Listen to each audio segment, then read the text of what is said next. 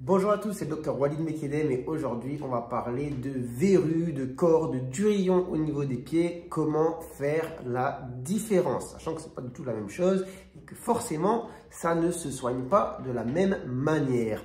Alors, avant d'aller un petit peu plus loin, je m'excuse d'avance si vous ne m'entendez pas forcément très bien, mais à coup pas, j'ai oublié de charger les petits micros et qui plus est, c'est la fin de journée et comme on est sur un grand boulevard parisien, il y a pas mal de bruit de circulation. Enfin bref, on va commencer étape par étape par le durillon.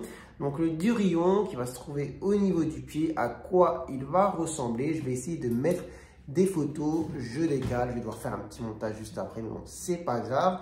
Eh bien, c'est tout simplement de la peau qui se durcit. Pardon. On parle d'hyperkératose et souvent c'est lié à des problèmes de forme au niveau du pied. Donc il y a des gens qui ont les pieds trop creux, il y en a qui ont les pieds trop plats, il y en a qui ont une déviation des pieds. Et du coup, finalement, ce qu'il faut retenir, c'est que quand il y a un appui trop important sur une zone du pied, eh bien, ça va créer ce phénomène de peau qui se durcit, et qui s'étale et qui donne une couche, on va dire, cornée, épaisse, homogène et qui est tout simplement un durillon.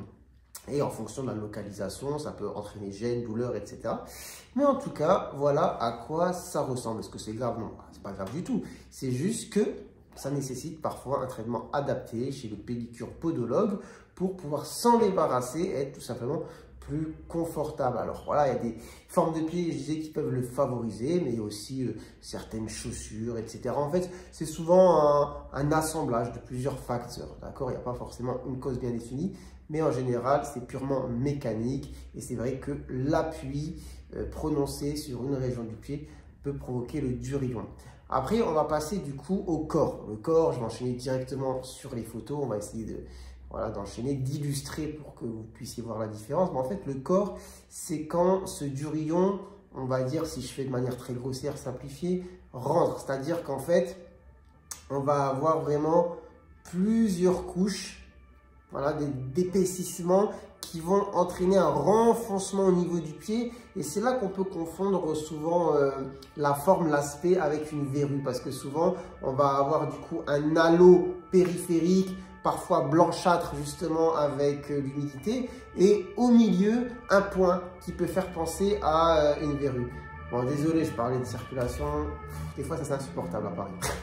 Bon, enfin bref, c'était une parenthèse. Donc je dis, ça peut ressembler à une verrue avec l'halo blanc qui se trouve en périphérie et le point qui se trouve au milieu, mais qui en fait, comme pour le durillon, un phénomène d'hyperkératose lié souvent aussi à des problèmes mécaniques. Et en fait, cette pointe qui se trouve au milieu crée un appui qui peut être très douloureux, d'accord?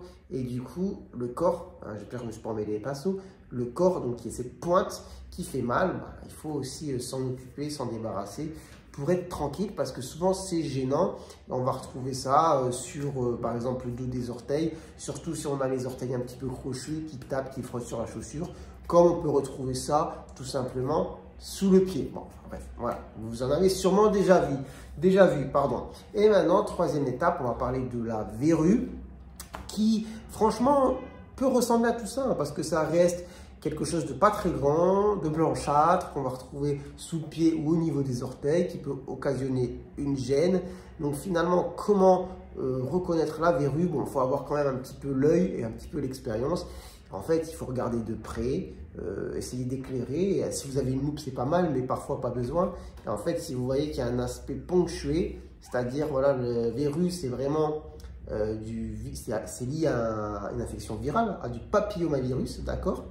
Et on va avoir cet aspect au niveau de la verrue de plein de petits points noirs, d'accord? Qu'on peut mieux voir d'ailleurs parfois quand on a trempé bien le pied dans l'eau et que la verrue du coup est bien humide, elle est toute blanche et on voit bien du coup les points qui la ponctuent, d'accord? Donc de plus, la verrue, elle peut être un petit peu douloureuse quand vous la passez, quand vous la titillez. Et qui plus est, souvent, mais pas tout le temps, mais souvent, la verrue, on n'a pas qu'une. Ça prolifère, on est sur quelque chose de viral. Donc, durillon corps, c'est vraiment purement mécanique, c'est un épaississement de la peau sur des zones où voilà, il y a une forte pression. Et la verrue, c'est vraiment une infection virale de la peau à papillomavirus, qu'on attrape d'ailleurs fréquemment quand on va souvent à la piscine, etc. même si tout le monde n'est pas égal ou tout le monde n'est pas égaux, tout le monde n'est pas égal face à la verrue, à l'infection au papillomavirus. Mais enfin bref, je pense que on a tous déjà été confrontés plus ou moins à ça. Ce qui fait vraiment la diff, ben voilà, c'est l'aspect ponctué. Donc regardez de près et du coup bah, là le traitement n'est pas le même hein, parce que corps et durion, bah, ça va être chez le pédicure podologue des soins qui vont permettre de voilà, décaper tout ça. Et la verrue, on va pas se mentir, il n'y a pas vraiment de traitement miracle. Hein. C'est-à-dire que la verrue, c'est une infection virale qui va surtout être traitée par le temps. Le temps va faire que ça va partir. Mais vous pouvez des fois tenter d'aller les brûler chez le dermatologue par exemple quand elles sont très gênantes. Mais expérience, enfin, moi-même, je me souviens quand j'étais ado, j'avais eu des verrues, vous la brûlez une fois, puis ça revient, et en fait, c'est parce que l'infection est toujours latente, elle est toujours là. Donc, des fois, c'est plus ou moins efficace, des fois, bah, c'est rebelote, il faut retourner. C'est embêtant, ça fait mal, et en plus, des fois, quand on se brûle les verrues, on a des cloques douloureuses avec du sang, etc. à l'intérieur. Enfin bref, chacun son expérience avec les verrues. Dites-moi un petit peu en commentaire comment ça s'est passé pour vous. Mais c'est vrai que le seul remède efficace pour les verrues, c'est le temps. Le temps fait qu'au bout d'un moment, ça disparaît et on ne s'en rend même pas compte. Enfin bref, j'espère que vous aurez appris des choses au travers de cette vidéo. Si c'est le cas, n'hésitez pas à la liker. Si vous découvrez la chaîne, n'hésitez pas à vous abonner. Sur ce, je vous dis prenez soin de vous, prenez soin de votre santé et à très bientôt, je l'espère, pour de nouvelles vidéos. Allez, ciao, ciao!